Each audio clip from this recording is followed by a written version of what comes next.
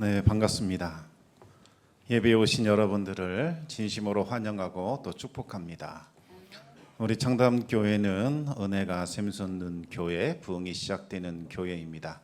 우리 하나님의 위로와 평강이 여러분과 또 여러분의 가정에 함께 하시기 바랍니다. 하나님께서 우리 성도들에게 명령하신 것이 있습니다. 그것은 바로 거룩함입니다. 우리 레위기 11장 45절 말씀을 같이 읽겠습니다. 나는 너희의 하나님이 되려고 너희를 애굽 땅에서 인도하여 낸 여호와라. 내가 거룩하니 너희도 거룩할지어다. 아멘. 여러분, 거룩함은 하나님의 명령입니다. 우리가 거룩하지 않아도 되고 거룩하면 좋고 이런 것이 아니죠. 반드시 하나님께서 성도들에게 명하신 명령이 바로 이 거룩함입니다. 우리가 거룩해야 하는 이유는 하나님께서 거룩하시기 때문입니다. 여러분, 죄인이라 할지라도 믿음으로 구원받을 수 있습니다. 그러나 구원받은 하나님의 백성은 이전처럼 죄인으로 살면 안 됩니다. 거룩해야 합니다. 하나님의 백성, 하나님의 자녀, 하나님의 소유가 되었기 때문이지요. 거룩은 한마디로 구별을 뜻하는 겁니다. 하나님의 것으로 구별되고 하나님의 소유로 구별되고 하나님의 자녀로 구별되어야 합니다. 이전에는 마귀에게 속하여 세상의 영을 따르며 살았지만 이제는 예수 그리스도께 속하여 성령을 따라 살아가야 합니다. 성도들이 세상과 구별되어 거룩하게 살아갈 때에 하늘의 권세와 능력이 나타나게 됩니다. 교회의 권세와 능력도 바로 이 거룩함에서부터 나오는 겁니다.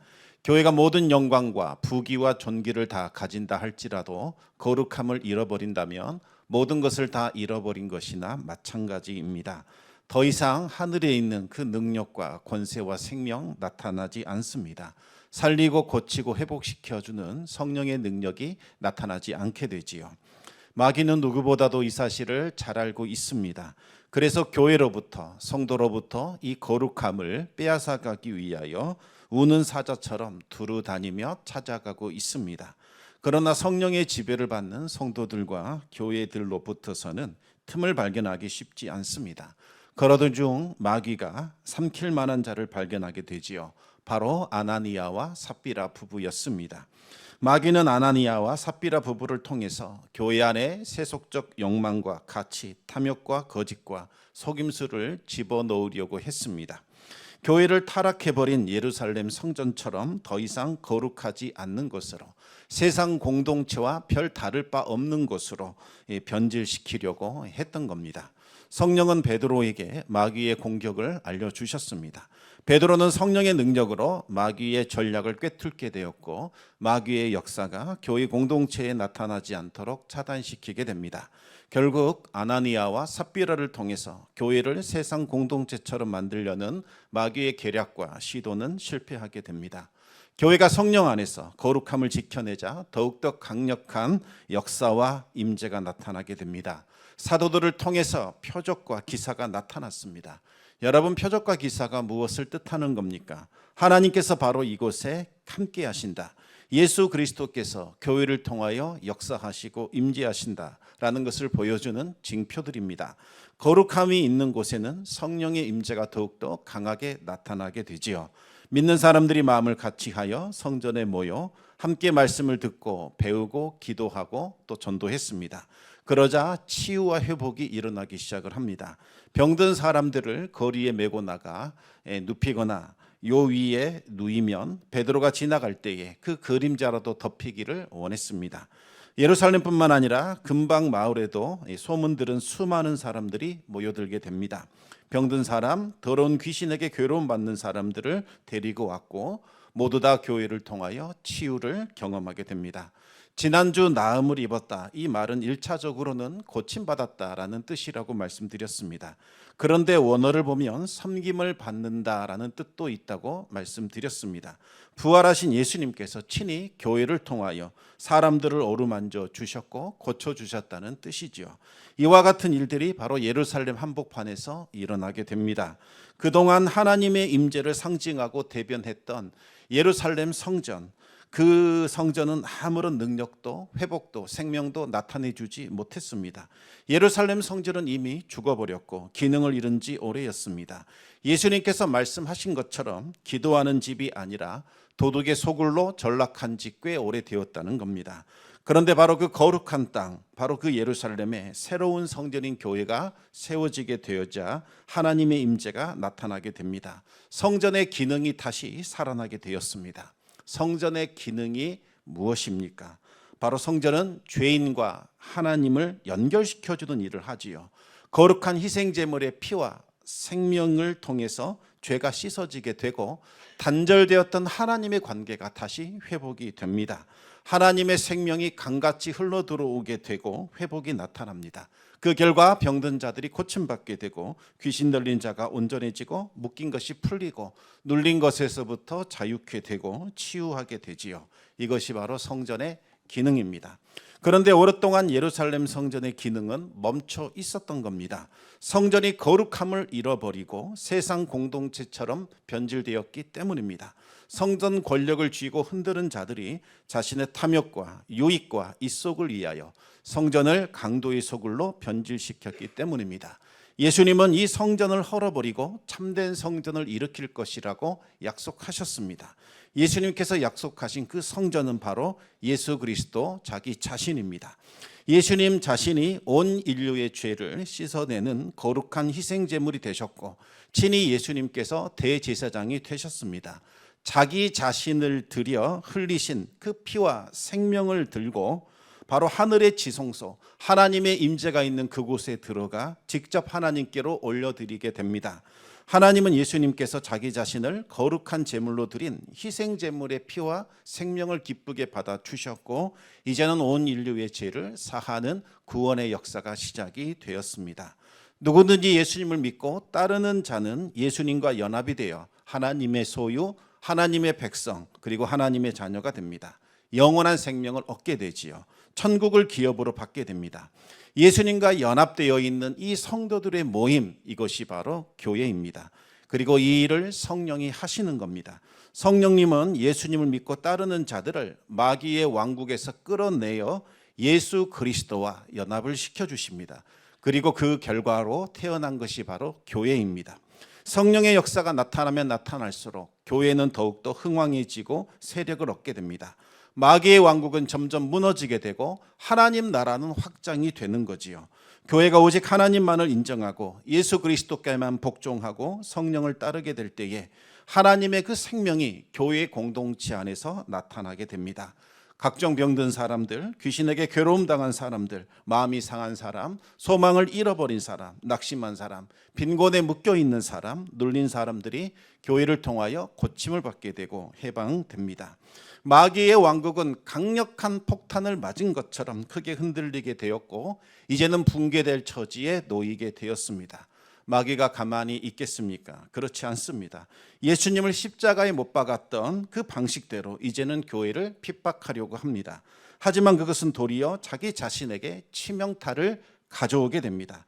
예수님을 십자가에 못 박은 결과 마귀는 가장 강력한 무기였던 죄와 사망의 권세를 내줘야만 했습니다. 예수님의 십자가와 부활은 마귀의 척추뼈를 부서뜨렸고 마귀의 머리를 짓밟아 버리셨습니다. 마귀의 전략은 자기 자신을 멸망으로 내모는 자충수가 되었던 겁니다. 그러나 다른 방법 자체가 없습니다. 아담을 미혹했던 속임수는 성령에 의하여 베드로에게 들통이 났습니다. 어쩔 수 없이 핍박이라는 카드를 또다시 꺼내들게 됩니다. 마귀는 대제사장을 비롯한 성전 권력자들의 마음에 시기심을 불러일으키기 시작을 합니다. 여러분, 이 시기심과 열정 잘 구분하셔야 합니다. 겉모습이 너무나 비슷합니다. 그래서 분별력이 없으면 시기심을 열정으로 착각하게 되는 거지요. 하지만 이 시기심과 열정은 결정적 차이가 있습니다. 무엇일까요? 시기심은 죽이고 파괴하고 멸망시키는 일을 합니다. 시기하는 사람은 절대로 공동체를 치유할 수 없고 회복시킬 수 없습니다. 성전 권력자들은 사람들이 교회로 계속 몰려드는 것을 보고서 그 마음의 시기심이 발동하기 시작을 합니다. 그 시기심이 성전 권력자들과 그들을 따르는 자들을 다시 이전처럼 하나로 뭉치게 만들었습니다. 우리 사도행전 5장 17절 18절 말씀을 같이 읽어보겠습니다. 대제사장과 그와 함께 있는 사람 즉 사두개인의 당파가 다 마음에 시기가 가득하여 일어나서 사도들을 잡아다가 옥에 가두었더니, 성전 권력자들이 사도들을 잡아다가 옥에 가둔 거지요. 여기서 옥은 공중 감옥을 뜻합니다. 사람들이 자주 지나다니는 이 광장에다가 옥을 설치한 후에 그곳에 사도들을 가두게 된 겁니다. 이것은 공개적으로 사람들 앞에서 모욕을 주고 두려움을 심어주려는 그와 같은 전략입니다. 자신들의 권력을 과시함으로써 위협을 가하고 대적할 수 없도록 그렇게 만드는 거지요. 너희들이 온갖 요사스러운 행위로 백성들을 유혹하고 이상한 가르침 전한다 할지라도 결국 우리가 가진 힘과 권력을 넘볼 수는 없을 것이다. 너희 스승도 결국 우리 권력 앞에 무릎 꿇지 않았느냐. 더 이상 선을 넘어선다면 너희들의 목숨도 보장할 수 없을 것이다. 제자들에게 두려움과 무기력감을 심어주려고 했습니다. 제자들을 흔들어 교회를 흩어버리려는 그와 같은 노력이었던 거지요. 그런데 아주 신기한 일이 벌어지게 됩니다. 사도행전 5장 19절 20절 말씀입니다. 우리 또 같이 읽어보겠습니다. 주의 사자가 밤에 옥문을 열고 끌어내어 이르되 가서 성전에 서서 이 생명의 말씀을 다 백성에게 말하라 하매. 마귀가 움직이자 여러분 천사들도 움직이기 시작을 합니다. 마귀를 지나치게 두려워하거나 높이지 않기를 바랍니다. 마귀와 그의 추종 세력들이 마치 엄청난 힘과 능력을 가지고 있는 것처럼 보일지라도 실상은 하나님께서 부르시는 천사들, 그들을 상대할 수 없는 미약한 존재에 불과합니다. 하나님은 천사를 보내셔서 성도들을 지켜주십니다. 우리가 깨닫지 못하는 그 순간에도 하나님은 천사를 보내셔서 성도들을 지키고 돌보십니다. 우리는 이 사실을 반드시 믿고 기억해야 합니다. 우리 시편 91편 9절에서 12절까지 말씀을 읽어보겠습니다. 내가 말하기를 여호와는 나의 피난처시라 하고 지존자를 너의 거처로 삼았으므로 화가 내게 미치지 못하며 재앙이 내 장막에 가까이 오지 못하리니 그가 너를 위하여 그의 천사들을 명령하사 내 모든 길에서 너를 지키게 하심이라. 그들이 그들의 손으로 너를 붙들어 발이 돌에 부딪히지 아니하게 하시리로다. 아멘. 하나님께서 보내신 천사가 밤에 제자들이 갇힌 그 옥문을 열어버립니다. 그리고 사로잡혀 있던 제자들을 끌어냈습니다. 원래 이 밤이라는 시간은 어둠의 세력이 활동하는 시간이자 무대입니다. 어둠이 온 세상을 덮은 것처럼 보였습니다. 그러나 작은 불빛 하나만 비추어도 어둠은 힘을 잃고 떠나가기 마련이지요. 악년들이 아주 극심하게 활동하고 있는 바로 그 한밤중에 하나님께서 천사를 보내셔서 제자들을 위하여 일하게 하신 겁니다. 어둠의 권세는 하나님 앞에서 아무것도 아닙니다. 마귀와 그의 세력을 두려워할 필요가 없습니다. 아수르의 왕 사네립이 18만 5천 명이라고 하는 대군을 이끌고 유다 성읍을 완전히 포위한 적이 있었습니다. 그는 그 군사력을 의지하여 오만방자합니다. 그러다가 결국 하지 말아야 할 말을 하게 됩니다. 바로 살아계신 하나님을 모욕해버렸습니다. 그리고 유다 백성들을 조롱한 거지요. 유다의 왕 히스기야는 참담한 심정으로 하나님께 엎드려 눈물로 호소하게 됩니다. 그러자 하나님께서 히스기야에게 구원을 베풀 것이라고 약속하셨습니다. 그리고 아수르의 왕 사네립에게 하나님께서 심판을 선언하셨습니다. 나를 향한 너의 분노와 너의 교만한 말이 내 귀에 들렸다. 내가 갈고리로 네 코를 꿰을 것이요 내 입에 재갈을 물릴 것이다. 너를 오던 길로 다시 이끌어내리라. 하나님께서 말씀하셨습니다. 그날 밤 하나님께서 천사를 그의 진영으로 보내셨고 사네립이 의지하던 18만 5천 명의 군대는 숨이 모두 걷어가게 되지요. 다음날 사네립은 송장으로 변해버린 군대를 보고 넋을 잃게 됩니다. 이와 같은 똑같은 일이 바로 제자들에게 나타났습니다. 제자들을 끌어낸 천사가 말합니다. 가라, 성전에 서라. 생명의 말씀을 백성들에게 전하라. 상황이 완전히 역전되어 버렸습니다. 처지가 뒤바뀐 겁니다. 무기력한 자들은 제자들이 아니라 성전 권력자들이 되었습니다. 수치받은 자들은 제자들이 아니라 대제사장을 따르는 무리들이었습니다. 마귀는 죄와 죽음의 권세로 예수님을 사로잡으려고 했지만 예수님은 생명의 능력으로 죄와 사망의 권세를 깨뜨리고 부활하셨습니다. 이번에는 마귀가 제자들을 굳게 닫힌 옥문으로 사로잡으려고 했지만 생명의 말씀을 붙들고 있는 제자들을 가두지는 못했습니다. 제자들은 옥에서 풀려나오게 되었고 성전에 들어가 생명의 말씀을 전하게 됩니다. 밤에 풀려난 사도들은 새벽 동틀 때까지 성전 밖에 서서 문이 열리기만을 기다렸습니다. 성전 문은 24시간 개방한 것이 아니라 저녁이 되면 문을 닫았다가 새벽 동이 트면 문을 열었습니다. 낮에 무더위를 피하여 새벽 예배 드리러 성전에 나오는 사람들이 있었기 때문이죠. 그리고 성전 상인들도 일찍 들어왔기 때문에 이른 새벽에 성전 문을 연 겁니다. 성전 문이 열리자마자 사도들은 성전 안으로 들어가 복음을 전했습니다. 복음을 전하는 사도들의 심정은 어땠을까요? 마지못해서 어쩔 수 없어서 두려움 가운데 복음을 전했을까요? 그렇지 않습니다. 가슴이 벅차 올랐을 겁니다.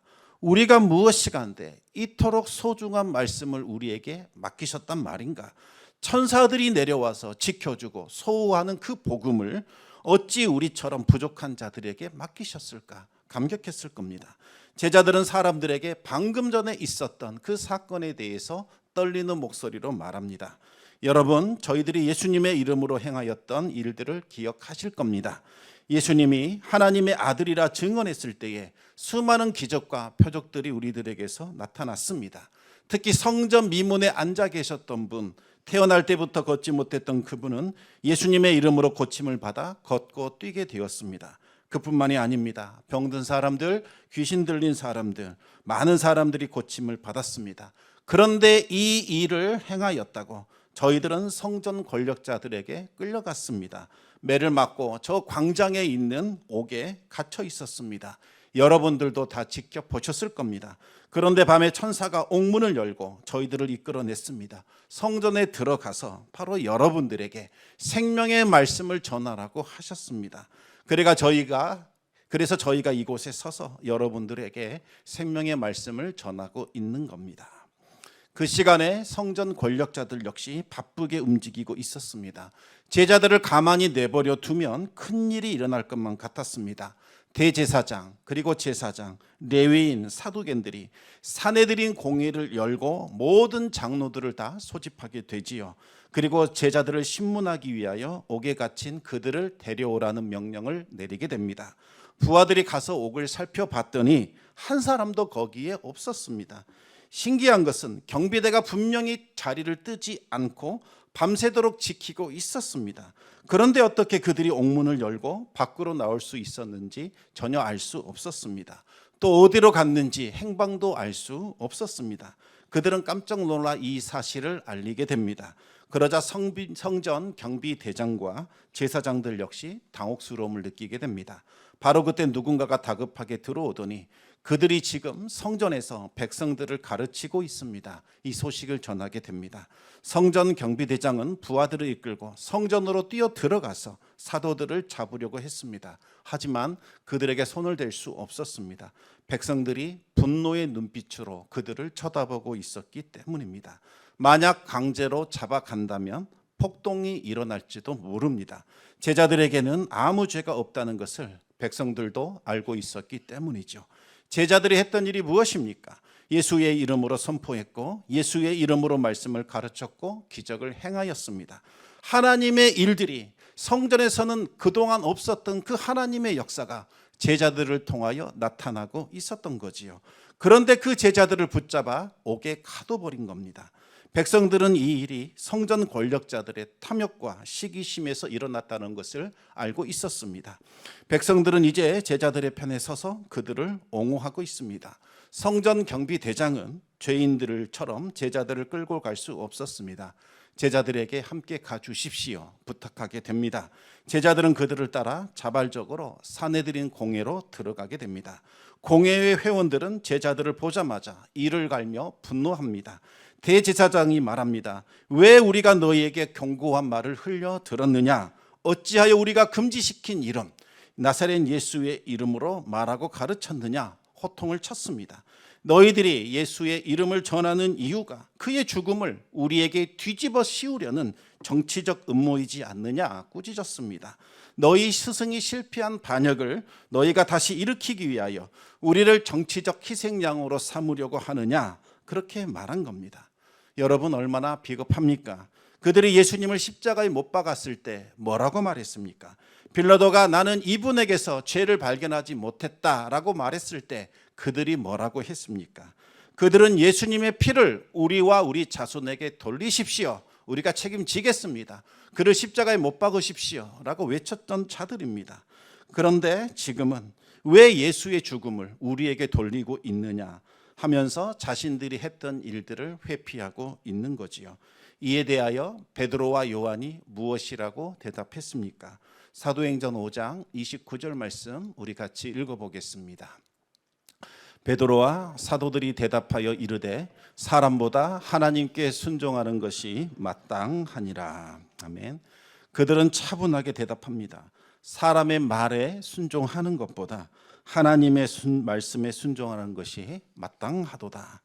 아무리 이스라엘의 최고 권력 가진 대제사장의 명령일지라도 하나님의 말씀을 넘을 수는 없다는 겁니다.